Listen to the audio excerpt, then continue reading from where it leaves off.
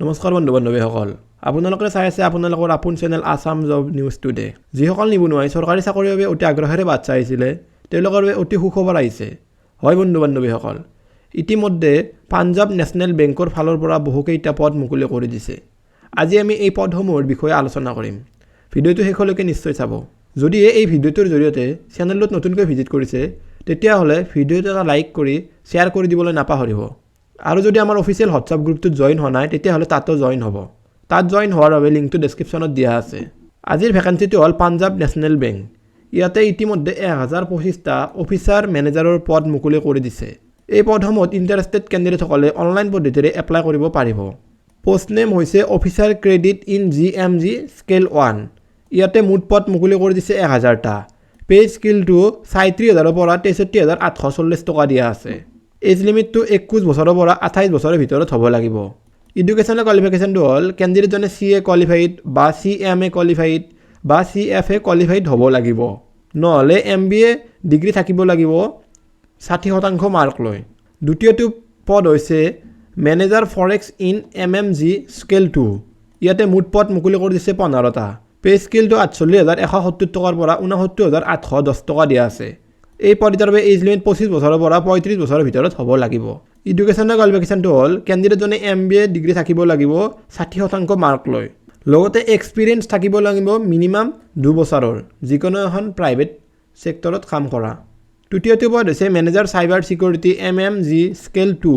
ইয়াতে মুঠ পদ মুকলি কৰি দিছে 5টা। এই পদটোৰ বাবে পে স্কেলটো 48,170 টকাৰ পৰা 69,810 টকা দিয়া আছে।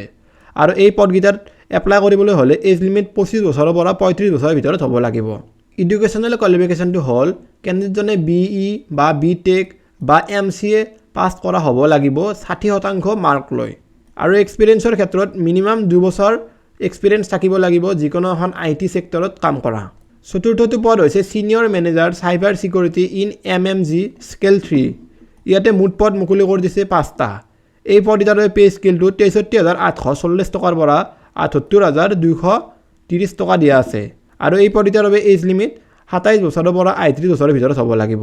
ইয়াতে এডুকেশ্যনেল কোৱালিফিকেশ্যনটো হ'ল কেণ্ডিডেটজনে BE বা BTech বা MCA ডিগ্ৰী থাকিব লাগিব 60% মাৰ্ক লৈ।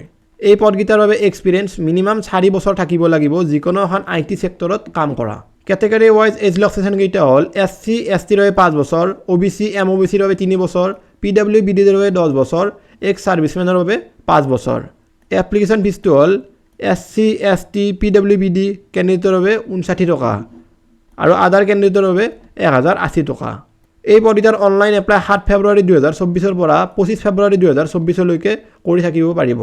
যদিহে আপোনালোকে এই পদকেইটাৰ বাবে এলিজিবল আৰু ইণ্টাৰেষ্টেড হয় তেতিয়াহ'লে এই পদকেইটাত এপ্লাই কৰিব পাৰে।